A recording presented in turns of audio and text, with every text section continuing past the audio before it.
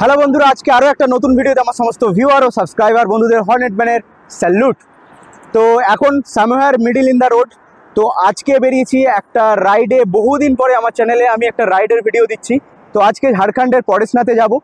আজকে বাড়ি থেকে সকাল 7টার সময় বেরিয়েছি, আর তারপরে গৌরবদের বাড়িতে গিয়ে গৌরবকে সঙ্গে নিয়ে মোটামুটি 7:30 নাগাদ বেরোই। গৌরবদের বাড়ি চলে এলাম। গৌরবের বাইকও রেডি হয়ে গেছে, পিছনে স্যাডেল নিয়ে নিয়েছে। তারপরে সেখান থেকে কানেক্ট করি হচ্ছে স্টেট হাইওয়ে। তো এরপরে আমাদেরকে ন্যাশনাল হাইওয়ে ধরতে হবে। তো এই রাস্তাটা আমার পিছন দিকে সোজা চলে গেছে চাঁপাডাঙ্গা। আর এখন প্রেজেন্ট 45 মিনিট পরে আছি হচ্ছে ন্যাশনাল হাইওয়েতে। আর ন্যাশনাল হাইওয়েতে কানেক্ট করার সঙ্গে সঙ্গেই মনের মধ্যে একটা অদ্ভুত ফিলিংস হচ্ছে। অনেক দিন পরে এই রোডের মধ্যে আবার বাইক নিয়ে। প্রচুর ডাইভারশন, মানে ভাবা যায় না। তো আপ টু পানাগড় পর্যন্ত এই ধরনেরই ডাইভারশন থাকবে। 2023-এ যখন এই রুটে গিয়েছিলাম, আপ টু পানাগড় পর্যন্ত ডাইভারশন এবং ন্যারো রোড পেয়েছিলাম। তো আশা করি এবারেও সেটা কন্টিনিউ হবে।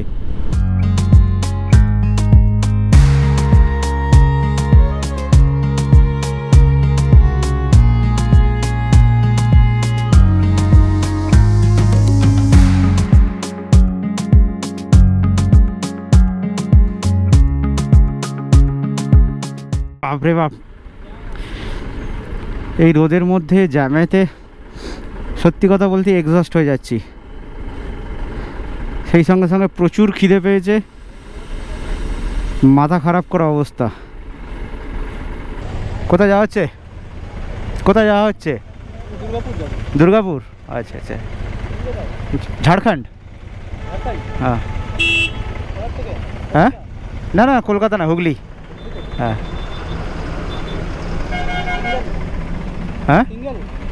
না, পিছনে একজন আছে।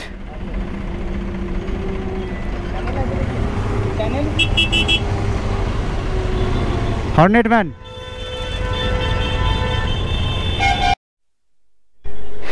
জ্যামের মধ্যে বাইক চালানোর পরে আর ভালো লাগছে না। তো এখানেই খাওয়া দাওয়াটা করে নেবো, টিফিন সেরে নেবো।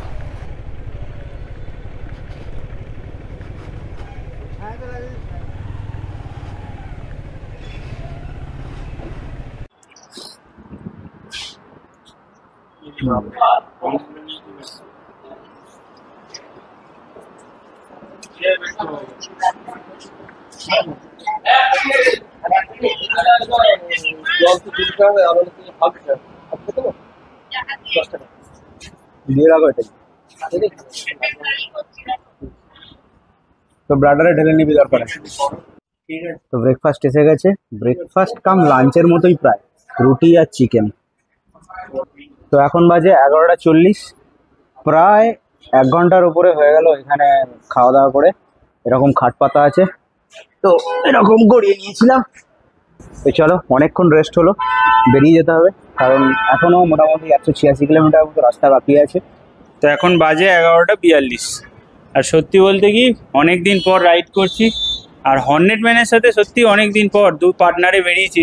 আজকে যদিও আমাদের বেরোতে একটু লেট হয়েছে, আমাদের যে টাইমে বেরোনোর কথা ছিল সেটা একটু লেট হয়েছে, বাট ওভারঅল রাইড এখনো পর্যন্ত ঠিকঠাক। এবার বেরোই, চলো এবার রেডি। 15 মিনিট একটা পাওয়ার ন্যাপ, ছোট করে 15 মিনিটের পাওয়ার ন্যাপ হয়ে গেছে। হঠাৎ করে ফোনটা বাজছে, আবার ঘুম থেকে ঘুমের গৌরবটা হচ্ছে, এই তোমার ফোন বাজছে। তো বুঝতেই পারছো কি অবস্থা।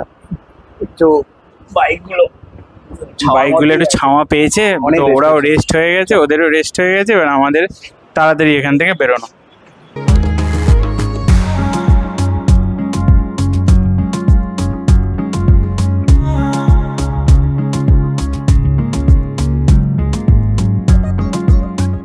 তখন এখানে যে পরিমাণ জঙ্গল ছিল তার সিকিভাগও আর নেই, কিছুই নেই। আর এখানে দেখো একটা আছে দুর্গাপুর 24, বাঁকুড়া 71, দার্জিলিং 590। এটা দিয়েও দার্জিলিং যাওয়া যায়। তো এখান থেকে বাঁদিকে একটা রাস্তা বেঁকে যাচ্ছে, এখান থেকেই দার্জিলিংয়ের জন্য এদিকে চলে যাওয়া যায়। এটা সোজা গিয়ে কোথায় উঠবে? এটা সোজা গিয়ে মোর গ্রামে উঠবে। এরপরে আশা করি আর কোনো ডাইভারশন সেরকম নেই, আর আশা করি জার্নিটা এবার স্মুথ হবে। তো এবার একটা রিদমে অনেকক্ষণ ধরে চলছি। মোটামুটি দুজনে মিলে একটা ঠিক করে নিয়েছি 70-80 কিলোমিটারের মধ্যেই মোটামুটি চলবো। এতে করে যখন ব্লগিং করব তখন অডিওটাও ভালো আসবে, আর একটা রিদম মেনটেন হবে, শরীরের থাকান্তিটা একটু কম হবে।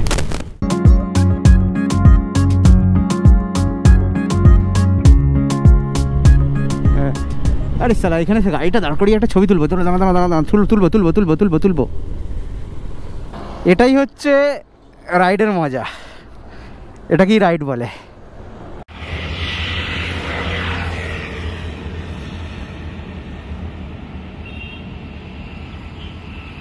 অন্ডালে এই দাদার সঙ্গে দেখা হলো, দাদাকে দিয়ে জোর জবরদস্তি সাবস্ক্রাইব করেছি। এখান দিয়ে চলে যাচ্ছিলো, অ্যাকচুয়ালি পালিয়ে যাচ্ছিলো, টেনে ধরে এনেছি, বললাম চ্যানেলটা সার্চ করো, চ্যানেলটা সার্চ করে সাবস্ক্রাইব করো।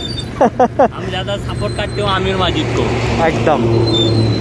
তো এই হচ্ছে ফ্রেম, এই ছবিগুলো সমস্ত কিছুই আমার ইনস্টাগ্রামে থাকবে, তোমরা ইনস্টাগ্রামে আমাকে ফলো করে নিতে পারো, ডেসক্রিপশনে লিঙ্ক পেয়ে যাবে।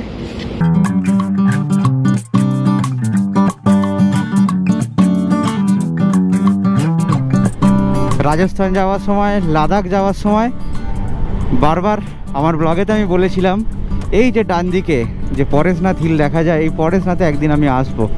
তো আজকে সেই দিন এসে গেছে, আমি পরেশনাথের জন্যই আজকে এসেছি। তো কথা দিয়েছিলাম, কথা রেখেছি। কি লাগছে দেখে জায়গাটা দাঁড়িয়ে পড়লাম, আর রেজিস্ট করতে পারছি না, ছবি তো তুলতেই হবে। এটা পরেশনাথ নয় যদিও, পরেশনাথ আর একটু আগিয়ে যেতে হবে না, এই পাহাড়ের পিছন দিকে কোনো একটা জায়গায় আছে।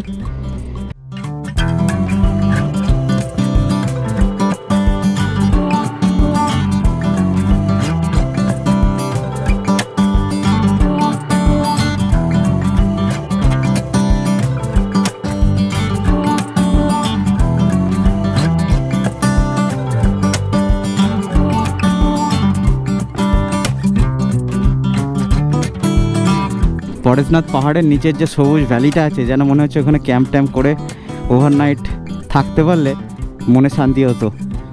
উফ কি সুন্দর! এই রাস্তা দিয়ে এতবার গেছি, সমস্ত কিছু যেন ঠোঁটস্থ হয়ে আছে।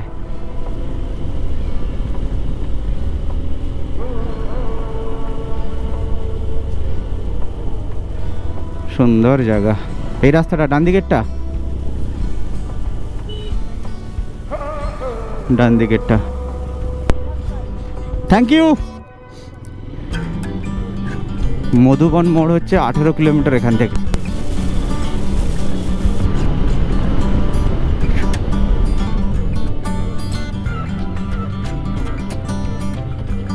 এসব জন্তু জানোয়ারদের থেকে সামলে যখন তখন রাস্তার মাঝখানে, যখন যেমনটা দেখলে এখন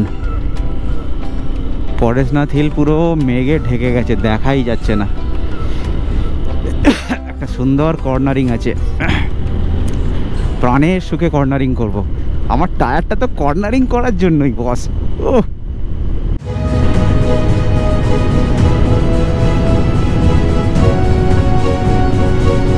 এটা তো আমার জন্যই বানানো রে,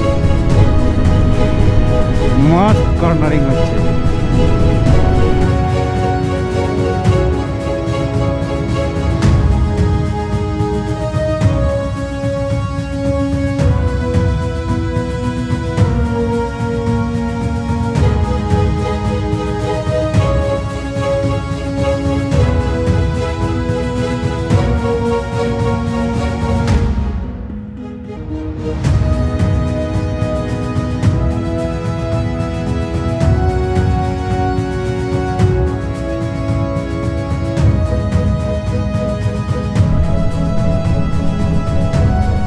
এটা না, বাহ বাহ বাহ, একটা ছবি তুলবো।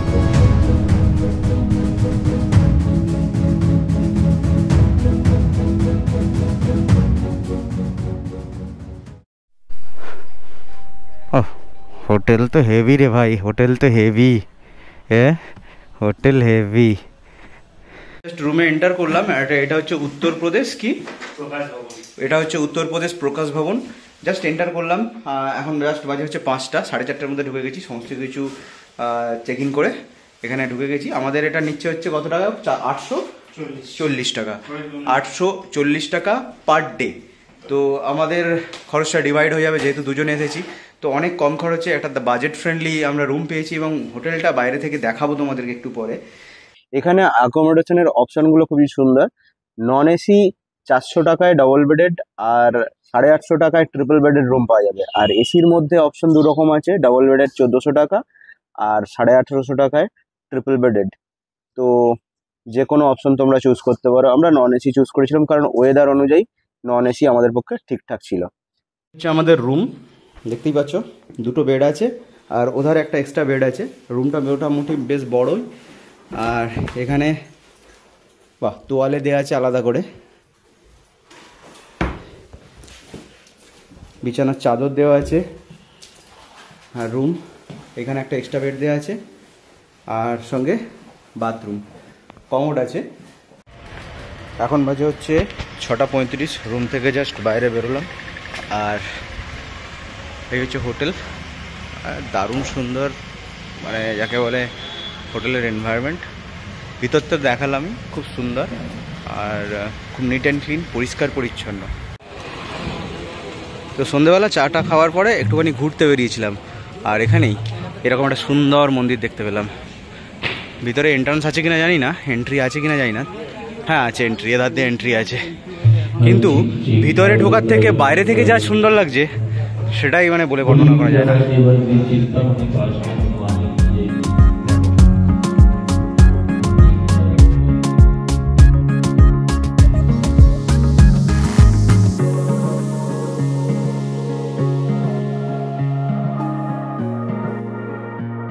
কালকের জন্য দোকান থেকে কলা আর আপেল নিয়ে নিলাম। হঠাৎ করে যদি প্রয়োজন পড়ে তো তখন এমার্জেন্সিতে কলা এবং আপেলটা খাওয়া যেতে পারে। হ্যাঁ ঠিক আছে, চল। খাবার অর্ডার করেছি আর এখানে কোনো রকম আমিষ খাবার পাওয়া যায় না, পুরোটাই নিরামিষ। তাও পেঁয়াজ বলে দেয়, জিজ্ঞাসা করে দেয়। আমি যে হোটেলে আছি সেখানে পেঁয়াজই চলে না। তো খাবার অর্ডার করে দিয়েছি, পনির বাটার মশলা আর গরম গরম রুটি বাটার মাখানো, তার সঙ্গে এই যে পনির আর এই একটা সুন্দর চটপাটা চাটনি টাইপের জিনিস। একদম একদম একদম তো একদম লাজিজ। তো এখন 7:30 বাজে, অনেক আর্লি খেয়ে নিচ্ছি, কিছু করার নেই, আর্লি খেতে হচ্ছে কারণ সব বন্ধ হয়ে যায়। ভাই বাঁদর আসছে, সুতরাং রিস্ক নিতে পারছি না, ফোনটা যদি নিয়ে পালায়। এতক্ষণ ফ্ল্যাট ল্যান্ড দিয়ে হাঁটার পরে একটুখানি চড়াই করার পরে এখন পুরোটাই উতরাই, দেখে হয়তো বোঝা যাবে না ছবিতে।